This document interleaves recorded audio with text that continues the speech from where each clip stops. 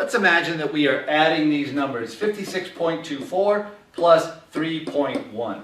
And we want to determine what's the sum with the appropriate number of significant figures.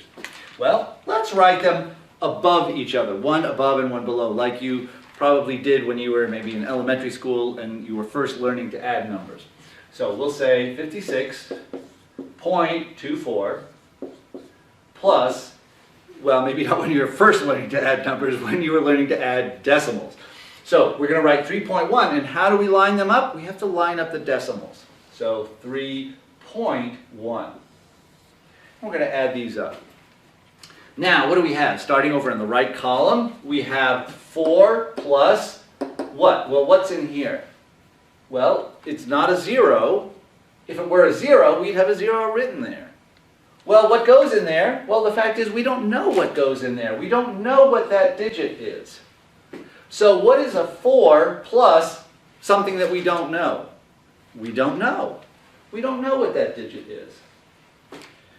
But what is 2 plus 1? Well, we do know those. 2 and 1, 2 plus 1 is 3, so 3. 0.6 plus 3, 9. 5 plus, well, do we not know that one? No, we do know that one. With the number 3.1, we don't know what the hundredths place is, but we do know what the tenths place is. That really is 0. This number is not 13, it's 3. It's not 23, it's 3. We do know that that is a 0, so yes, we can say that that is a 5. So what can we really say this sum is? 59.3. So how are we going to keep track of these things?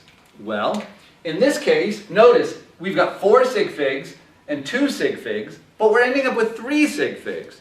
So how can we, is there an easy rule of thumb to keep track here? Yes. In this case, we're not looking at the number of significant figures. We're going to look at the number of decimal places. 56.24, 24, it has 2 decimal places. 3.1, it has 1 decimal place. Again, we have to keep the smallest number. In other words, the number with the least precision in terms of the columns, in terms of the number of decimal places. So we can keep this to the first decimal place, in other words, the 10th column. So we keep 1 decimal place, so we have 59.3. Now, typically what I would suggest is add up all your numbers, and again, the same rule applies for subtraction. Add or subtract all of your numbers, and then, when you get your final result, figure out what decimal place or what column can you keep, and then keep that in your final answer, either rounding up or rounding down, however you need to.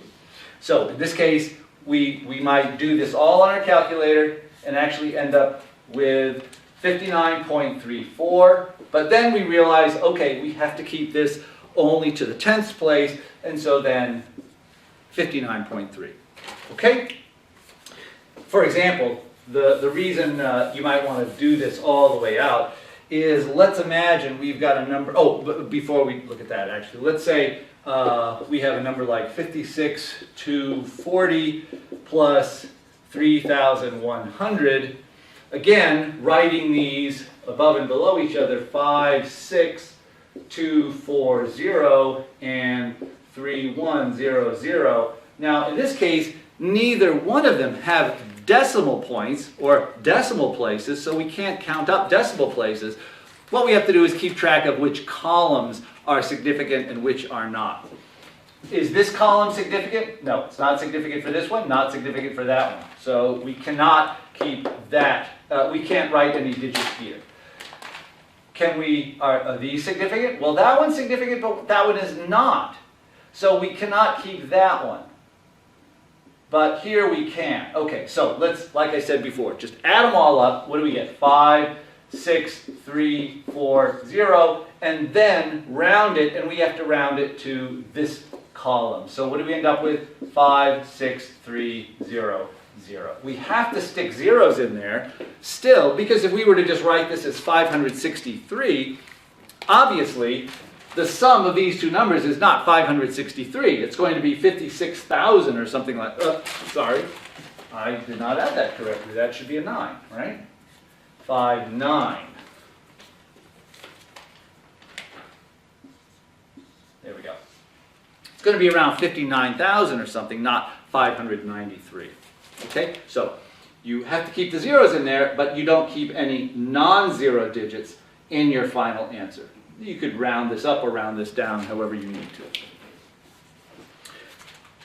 One more problem is, how do we add and subtract when numbers are in scientific notation? This gives us one more slight problem we've got to make sure to keep track. Let's say we have 5.86 times 10 to the 6th plus 1.07 times 10 to the 4th. This 10 to the 6th and 10 to the 4th mean that these numbers are very, very different in size. This is a larger number, a much larger number than that one. The first thing we're going to do is we're going to write both numbers, or all the numbers, if you've got more than two, all of the numbers with the same power of 10, and choose the largest power. So we're going to write them all with the same power, and it's going to be the largest power. So we've got a 10 to the 6th and a 10 to the 4th. Which one is larger? 10 to the 6th. So we're going to write them all with the power of 10 to the 6th. So 5.86 times 10 to the 6th plus, now we're going to write this as times 10 to the 6th. If we increase this side, we have to decrease this side so that the product is the same. So we want these numbers to be the same size, and if we increase part of it, we have to decrease the other part so that the product stays the same. We're going to increase this by 2 factors of 10, so we've got to decrease this by 2 factors of 10. 0.0107. 2 factors, 1, 2. 2 places. All right, now we think about how to add these together. Just add them up on your calculator, and what do you get? We get 5.8707. But how many decimal places can we keep? Well, we've got 2 here, 4 here. We can only keep 2. 5.87, so we cannot keep that 07. But then don't forget, times 10 to the 6th. There we go. So when adding or subtracting numbers in scientific notation, the first thing you have to do is write them all with the same power of 10 so that you can actually compare the number of decimal places so that you'll know how many you can keep in your final answer. Okay. Very, very good. Now, I want to mention the exception to the significant figures that I mentioned before. There are some numbers that come about sometimes that are exact, that have exact values. And typically they come about from definitions that we have. They could be mathematical definitions. For example, the circumference of a circle is 2 pi times the radius. This is actually the way pi is defined in terms of the circumference of a circle and its radius. This 2 is an exact value. You can think of that as 2.000000000, as many zeros as you want. If you are going to calculate the circumference given some radius, the number of significant figures of the circumference would then be determined by the number of significant figures you use for your value of pi. Are you just saying 3.1, or are you saying 3.14, 3.14159, whatever? The number of sig figs that you use for pi, and the number of significant figures that you're using for the value of the radius that you use. The number of significant figures of those two values will then be what determine the number of significant figures in your circumference. The 2 will not affect it because you can assume that 2 basically is infinitely precise, you might say. You can assume it's got as many significant figures as you want it to have. Okay?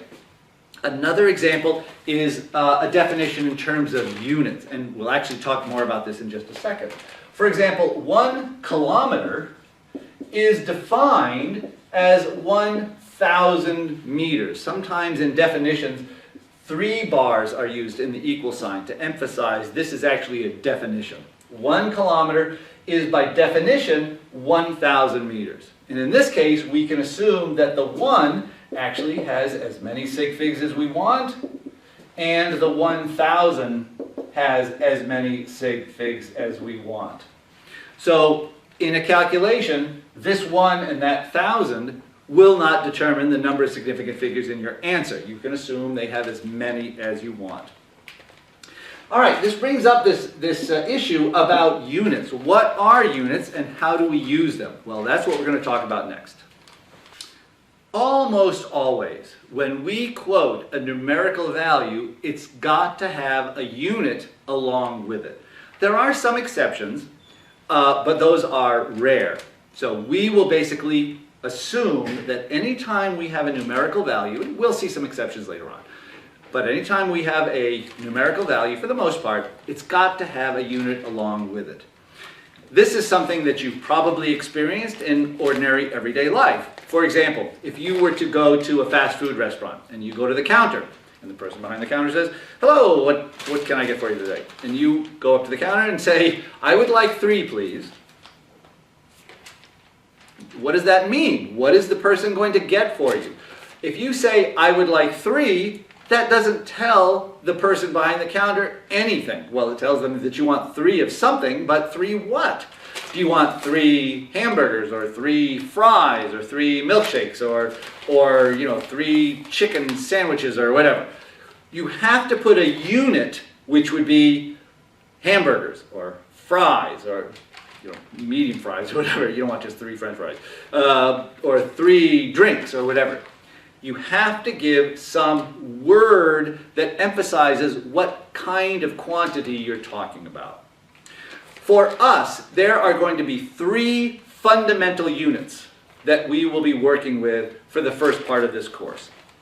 They are units for length or distance, same thing, length or distance, units of mass, and units of time.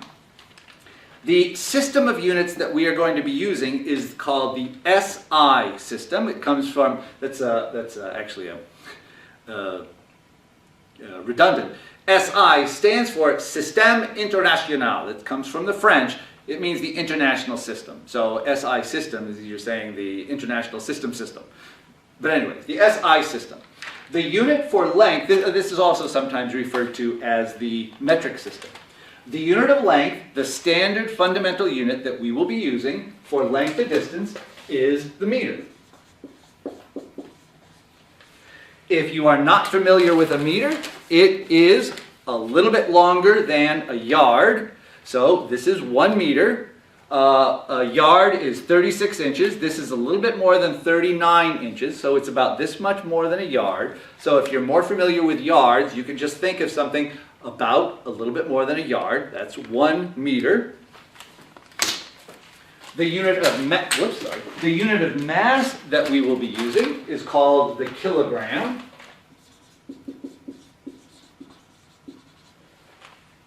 Unfortunately, I don't actually have a kilogram mass. I have 2 half-kilogram masses. So this is about 1 kilogram, this amount of material. So you can kind of imagine 1 kilogram. That's a unit of mass. Mass is basically a measure of how much stuff you have. That's very qualitative, but it'll work for now. We'll talk more about what that means later on. But a kilogram, basically a measurement of how much stuff you've got. And the unit of time, the standard unit is the second. So just ordinary unit of the second time, like 1, 2, 3, 4 seconds, just like the second hand ticking on a watch or something like that. These are our standard SI units. Sometimes this is referred to as the MKS system for meter, kilograms, and seconds.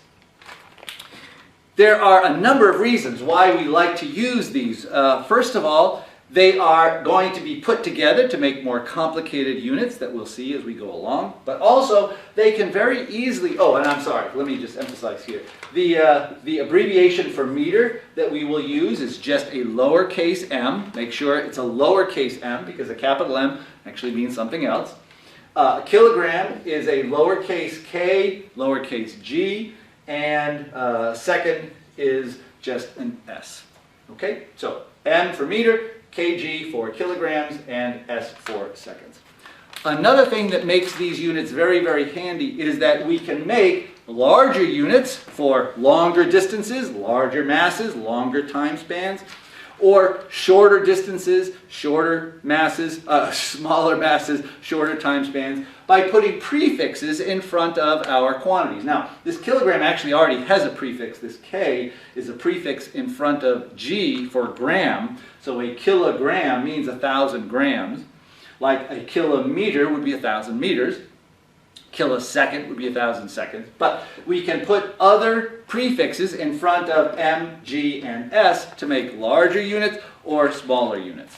Now, there are some of these, there are actually quite a few, but there are some that I really want you to remember because these will be units that we will very, very regularly use. So I want to talk about those for just a minute so you'll know which ones I expect you to remember. And then if I were to use something else, I would give you a conversion factor for them. So let's take a look at those.